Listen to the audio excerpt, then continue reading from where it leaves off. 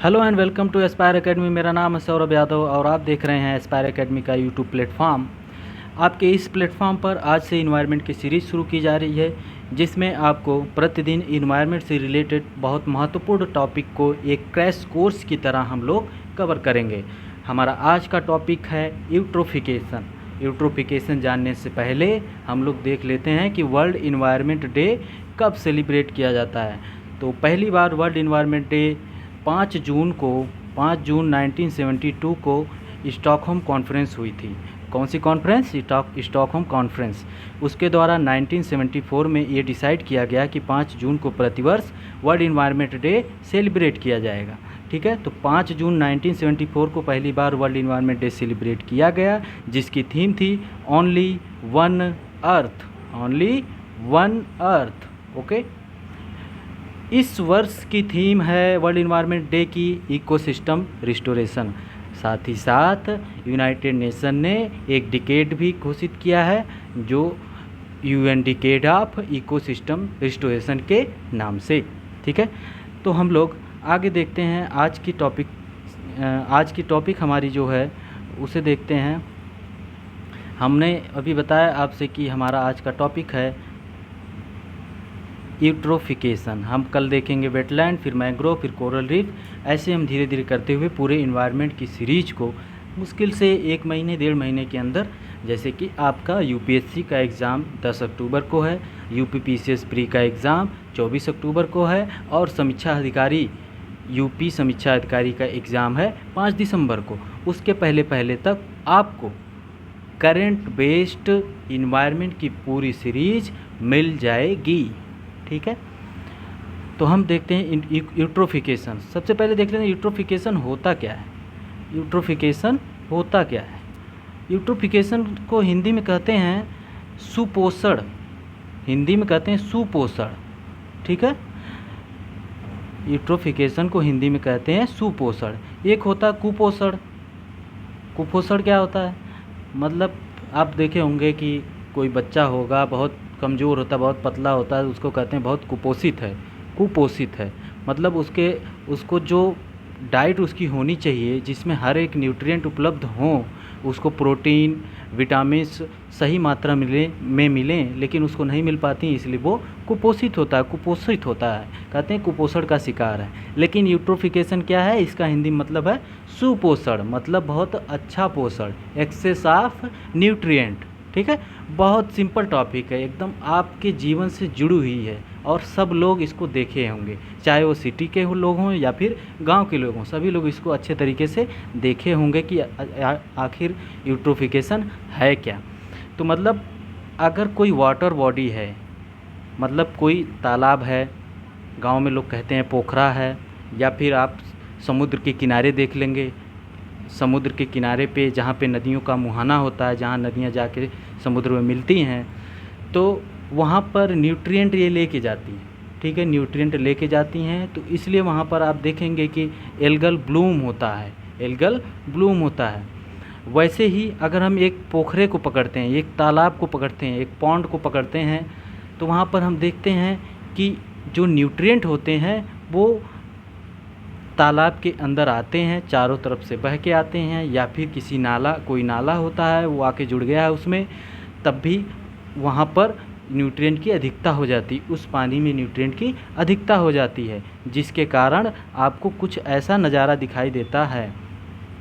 ऐसा इस प्रकार से आपको दिखाई देगा कि मतलब ये एकदम ग्रीन हो जाएगा, ये पूरा देख रहे हैं आप।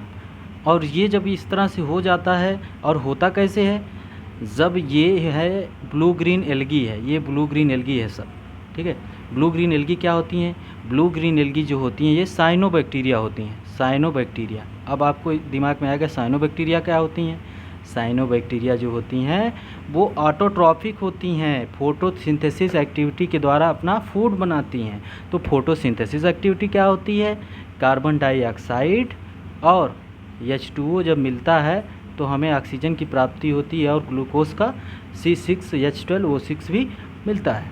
ठीक है, लेकिन जो भी ऑटोट्रॉफिक होते हैं, जो अपना भोजन खुद बनाते हैं, वो H2O तो पानी से ले रहे हैं और हमें ऑक्सीजन कहाँ से देते हैं, इसी पानी से H2O जो जल है, जल का ही ऑक्सीजन हमें मिलता है।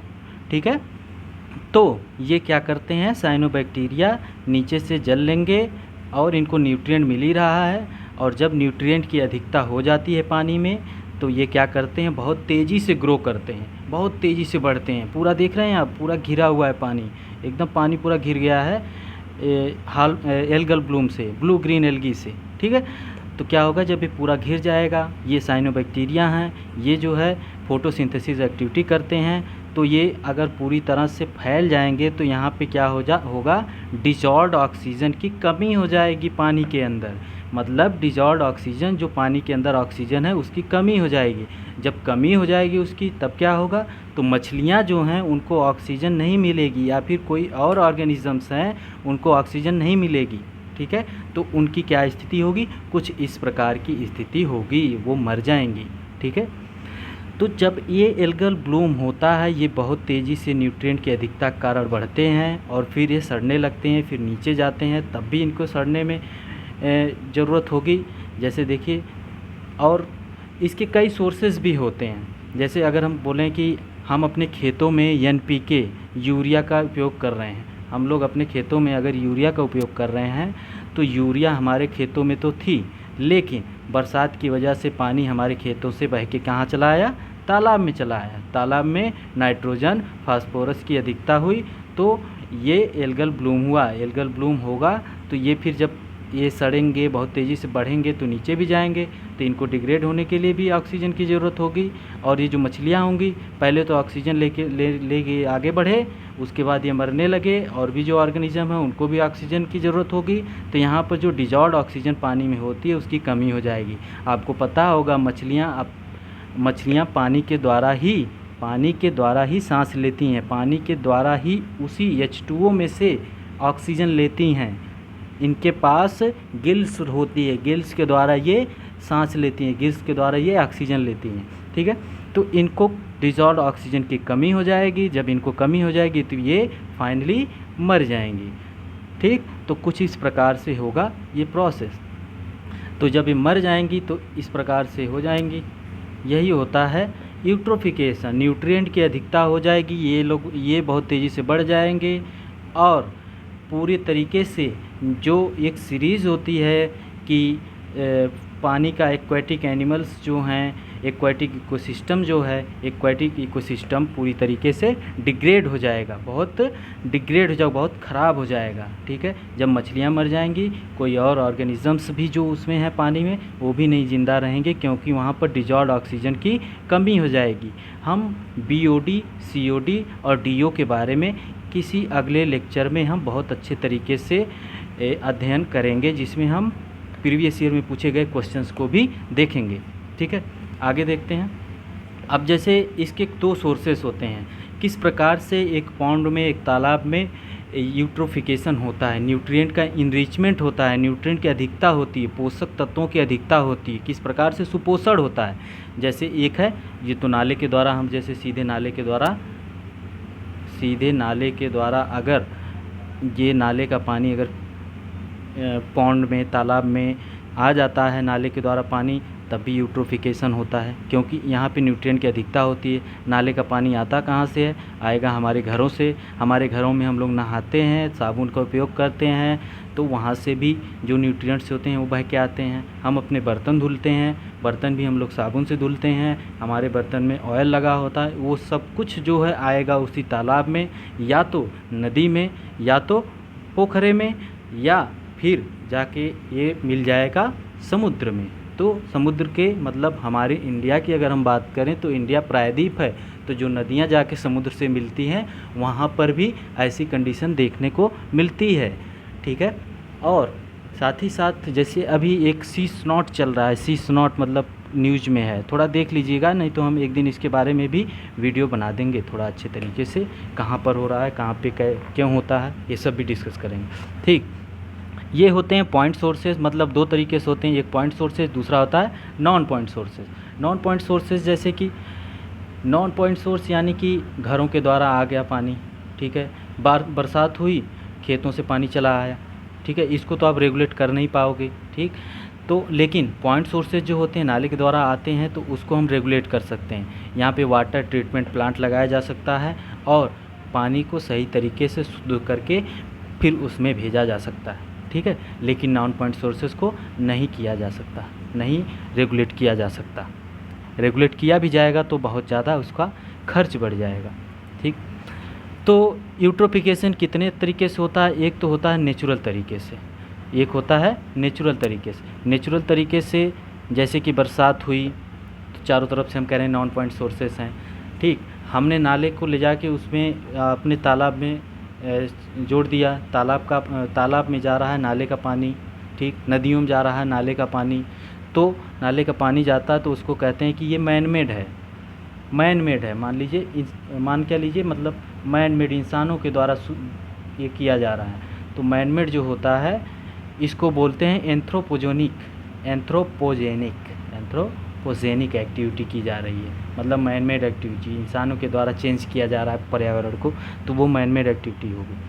तो होता क्या है यूट्रोफिकेशन? नेचुरल तरीके से एक मैन मेड होता है। ठीक है, डोमेस्टिक सीवेज, इंडस्ट्रियल इफ्लुएंट्स जो होते हैं वो जाके नदियों में मिल जाते हैं, तालाबों में मिल जाते हैं, तो भी ये डिग्रेड हो जाता है।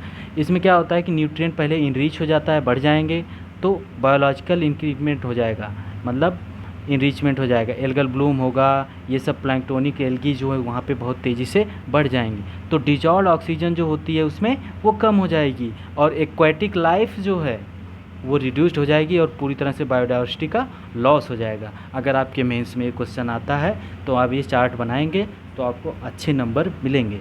ठीक है, ये चार्ट बनाना बहुत ही लाभकारी सिद्ध होगा, सिद्ध क्या होगा ही लाभकारी। आगे देखते हैं कुछ क्वेश्चंस जो इससे पूछे गए हैं। हमने बताया कि यूट्रोफिकेशन होता है, न्यूट्रिएंट इनरिचमेंट हो जाता है, मतलब सुपोषण हो जाता है, हार्मफुल एल्गल ब्लूम्स की स्थिति आ जाती है, ब्लू ग्रीन एल्गी की अधिकता हो जाती है जिसके कारण डिजॉल्व ऑक्सीजन कम हो जाता है, पूरी तरीके से पॉन्ड की, तालाब की बायोडाइवर्सिटी जो है रिड्यूस्ड हो जाती है, ख़त्म हो जाती है, कम हो जाती है। और ये दो तरीके से होता है, एक पॉइंट सोर्सेस होते हैं, एक नॉन पॉइंट सोर्सेस होते हैं। ठीक, एक नेचुरल भी तरीके से होता है, एक मैनमेड तरीके से जिसको एंथ्रोपोजेनिक कहते हैं।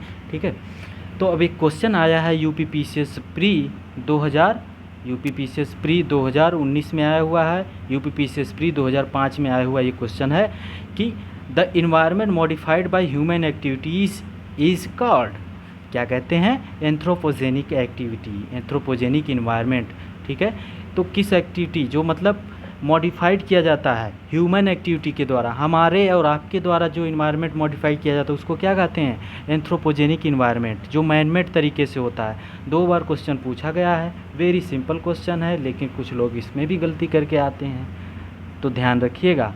अब देखते हैं अगला क्वेश्चन जो यूपीएससी ने पूछा है। यूपीएससी आईएएस प्री 2011 में पूछा है क्वेश्चन की there is a concern over the increase in harmful algal blooms in the sea waters of India. ठीक, what could be the causative factors for this phenomena, मतलब कि हार्मफुल एल्गम ब्लूम्स जो है वो सी वाटर्स में, भारत के सी वाटर्स में, भारत के कोस्ट के किनारे पे बहुत ज़्यादा हो रहा है। इसका मतलब क्या कारण हो सकता है? तो पहला कारण क्या है दिया है, पहला स्टेटमेंट है नंबर 1, क्या लिखा गया है कि discharge of nutrient from the estuaries, तो discharge of nutrients from estuaries पहला कारण। दूसरा लिखा run off from the land during the monsoon, ये भी हमने बताया कि nutrients from estuaries, discharge of nutrient from estuaries, ये नदियों का मुहाना होता है, इस्चुअरीज होता है। ठीक है, नदियों का मुहाना होता है, वहीं पे इस्चुअरीज, लैगून्स, ये सब नाम बोला जाता है इसको, वहीं पे बनता है ये। Run off from the land during the monsoon, मतलब पानी बह के जाता है मानसून सीजन में, मतलब अर्थ सरफेस से बह के जाता है उसमें समुद्र में। ठीक है, ओशियन में, सी वाटर में। Upwelling in the seas, upwelling होती है कि नीचे के जो भी न्यूट्रिएंट्स होते हैं वो ऊपर आते हैं। ये 3 चीज़ें बता रहे हैं कि यही मेन कंसर्न है, यही क्या ये फैक्टर्स हैं जो भारत के सी वाटर्स में हार्मफुल एल्गल ब्लूम्स की कंडीशंस उत्पन्न होती है। तो हमने बताया कि न्यूट्रिएंट ये भी होता है, ये भी होता है, अपवेलिंग इन द सीज, ये तीनों कारण ही हैं और आपने यूपीएससी का एक क्वेश्चन सही कर लिया। आगे देखते हैं अगला क्वेश्चन, ये है कि यूपीपीसीएस प्री 2019 का क्वेश्चन है, ज़्यादा पुराना क्वेश्चन नहीं है, 2019 का क्वेश्चन है, जिसमें कहा गया है कि with reference to eutrophication which of the following statement is are correct. कौन सा स्टेटमेंट करेक्ट है? सुपोषण के रिफरेंस में, सुपोषण यूट्रोफिकेशन के रिफरेंस में कौन सा स्टेटमेंट सही है? नंबर 1 है it is a phenomena of nutrient enrichment of water body.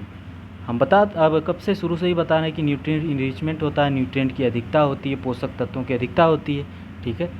दूसरा, it depletes dissolved oxygen of the water. ये भी हमने बताया, जब डिजॉल्व ऑक्सीजन कम होगा तो वहाँ पे जो है मछलियाँ मर जाएंगी, वहाँ के जो ऑर्गेनिजम्स हैं वो धीरे धीरे ख़त्म हो जाएंगे। तो हमने क्या देखा कि पहला भी सही है, दूसरा भी सही है, तो यहाँ पे क्या होता है, हमारा बोथ 1 एंड 2 करेक्ट हो गया।